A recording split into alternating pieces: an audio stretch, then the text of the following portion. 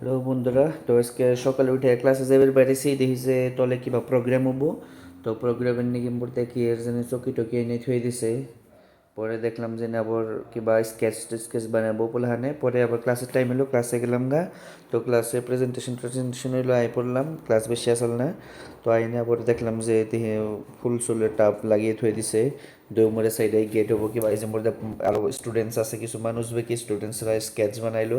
পরে আরো দেখি মানুষ চাইছে, গেস্ট যাইতেছে, যে স্কেচ वगैरह আছে। মানে চকি বনকে রয়েছে, চকির মধ্যে দেখি বইয়া মানে খাল লাগে নেকবো কিবা খান নাকবো বোধ হয়। এটা হলো সমলিক, এনে উজবেকিস্তানের নাবরোজ ফেস্টিভ্যাল আছে, সেই ফেস্টিভ্যালটার নিয়ে কিবা বানায়। মানে গুড় টাইপের, মিঠাই গুড় টাইপের বানাই, কিন্তু এটা না, এটা কিবা দিয়ে বানাই। পরে আমি বাইরে গেছিলাম অল্প রাইতে, দেখি প্রোগ্রাম শেষ হয়েছে।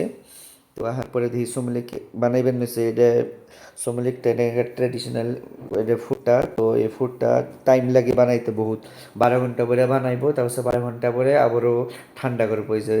কালারটা দেখুন গুড়ের মতনই, মিঠাই যেমন করে জাল করে, তো সেই টাইপেরই। তো 24 ঘন্টা পরে দিব।